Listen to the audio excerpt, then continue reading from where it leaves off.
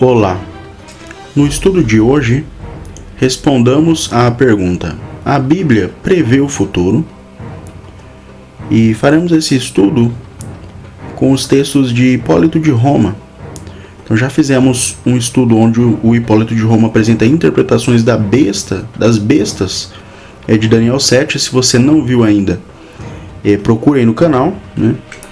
E aí vimos também que Hipólito foi um discípulo de Irineu, que foi discípulo de Policarpo, e este foi discípulo do apóstolo João. Além disso, Orígenes, quando jovem, ouviu uma pregação de Hipólito. Ele se opôs aos bispos de Roma, que afrouxaram as regras de penitência para acomodarem um grande número de novos convertidos da religião pagã, porém, muito provavelmente, ele já estava reconciliado com a igreja quando morreu como mártir. Foi um dos maiores e mais destacados escritores da igreja de Roma dos primeiros séculos. Então, hoje estudaremos o livro de Daniel, com Hipólito de Roma, que viveu entre os anos 170 e 236. Então ele está lá no período da igreja primitiva, né? E ele deixou então interpretações do livro de Daniel, muito interessante.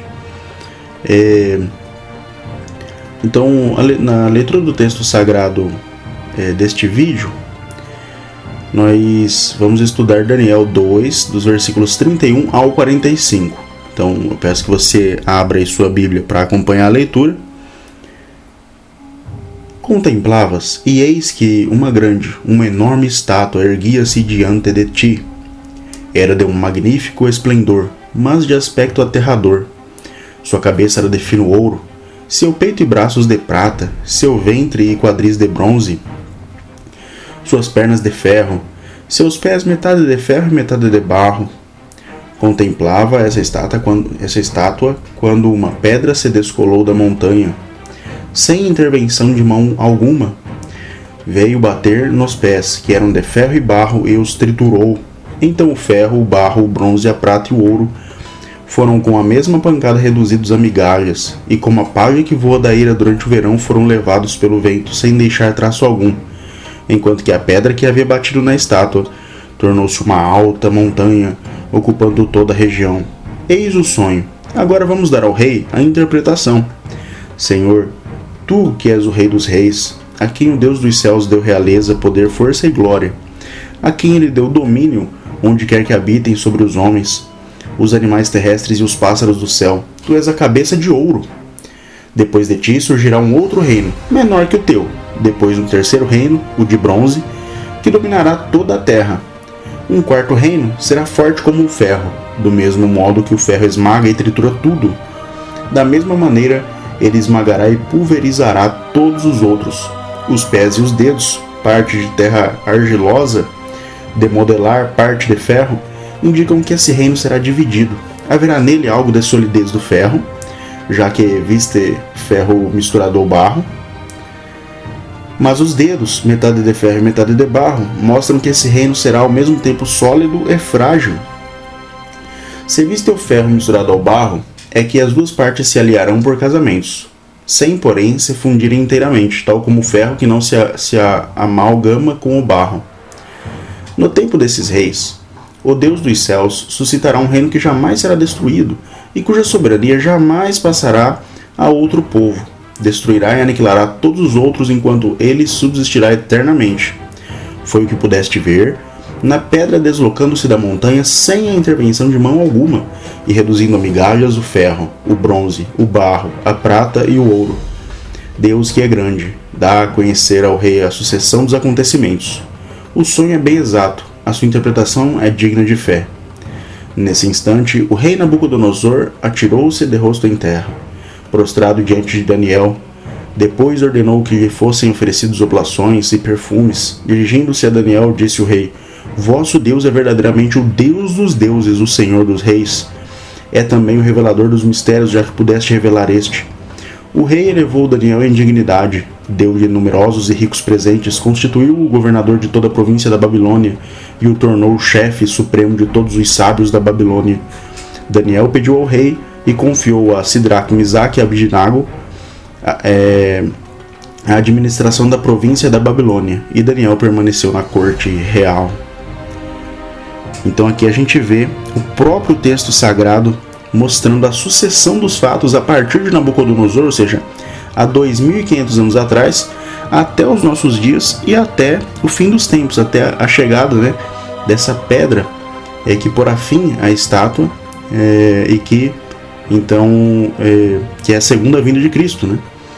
Então, sim, a Bíblia prevê o futuro, né? A Bíblia profetiza os acontecimentos seguintes.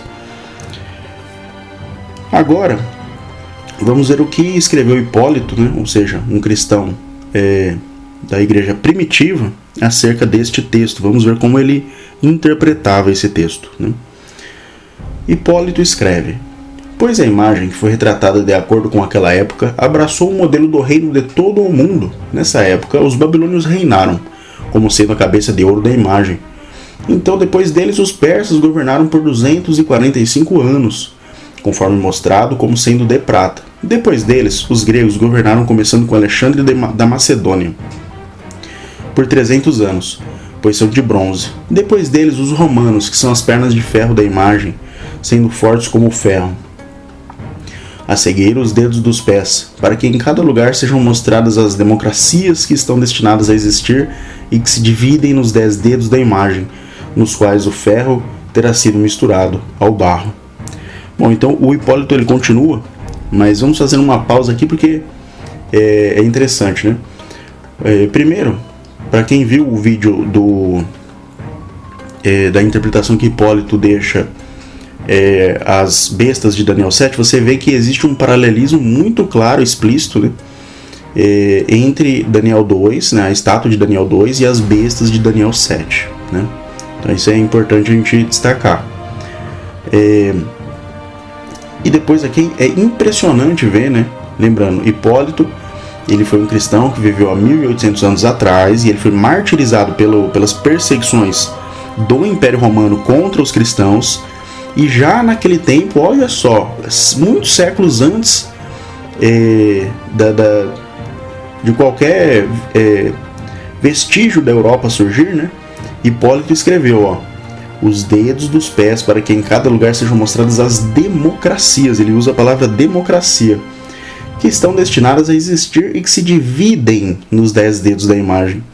Olha que interessante, né? Ele já sabia então, né, àquela época, que surgiria a Europa, né? Claro que ele não sabia os detalhes, nós vivenciamos já isso, né? Nós já passamos por esse ponto, já estamos vendo a Europa aí formada, né? Então nós temos muito mais detalhes, né? Mas aqui, assim como Nabucodonosor, há 2.500 anos atrás, sabia dos eventos seguintes, ele sabia que o Império Babilônico cairia, que surgiriam outros reinos, né? Ele sabia do futuro. Assim também Hipólito, né? Muitos anos depois, né? Séculos depois de Nabucodonosor, também sabia o futuro, né? E nós hoje também sabemos o futuro. Olha que interessante, nós sabemos, né? Nós já vimos, nós já assistimos toda a marcha das nações, já estamos aqui nos últimos momentos onde a Europa governa, né? Já estamos lá nos pés da estátua, e agora o próximo grande evento a acontecer é realmente essa pedra se desprender, né? Que é Jesus Cristo voltar e acabar com todas as nações mundanas, né? Acabar com esse mundo de terror aqui que a gente vivencia temporariamente, né? Bom, Hipólito então continua escrevendo: depois destas coisas que diz Daniel, uma pedra foi cortada sem mãos e feriu a imagem.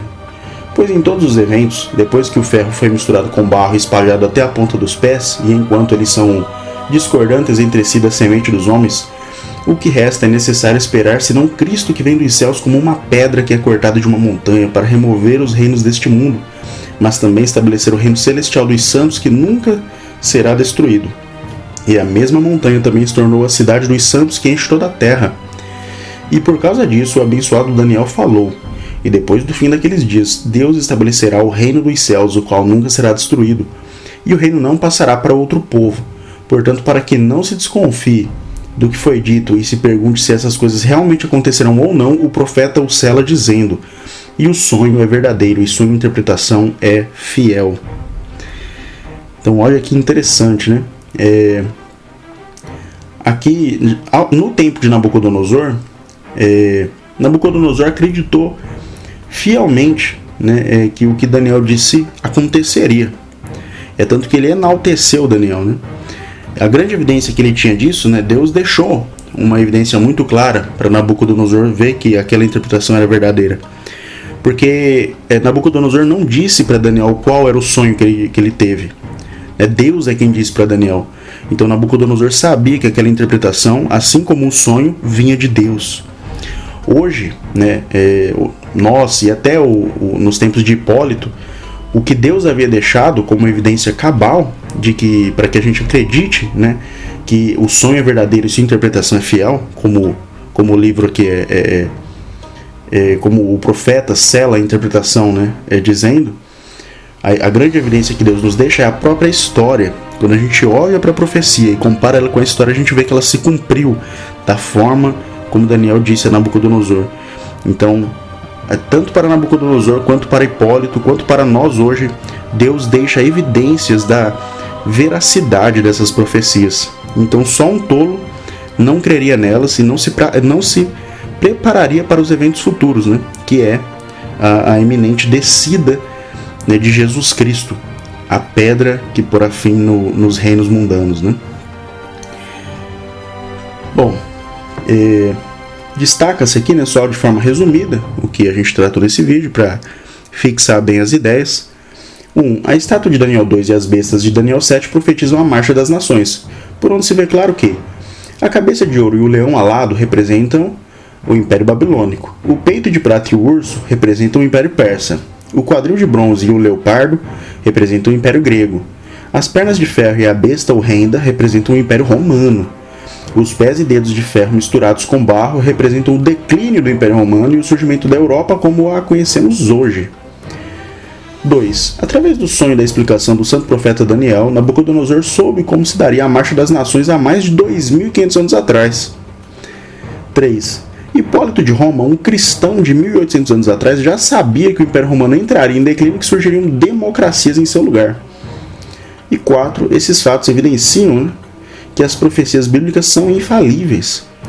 Então, aguardemos com sapiência a descida da pedra que, sem mãos humanas, sucumbirá à estátua, às bestas e suas nações.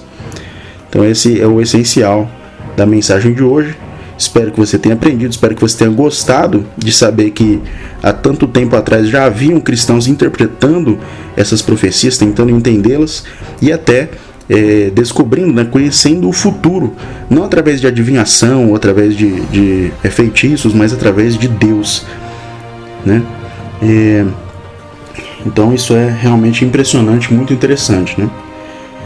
Eu espero que você tenha gostado. Se você assistiu até aqui, muito obrigado. Eu peço que você curta, comente, compartilhe e, claro, inscreva-se no canal, né? Pode deixar sugestões aí nos comentários, pode ficar à vontade, críticas, né? Se você quer ver um tema específico, pode escrever aí nos comentários, tá bom? Então que a graça do nosso Senhor esteja com todos.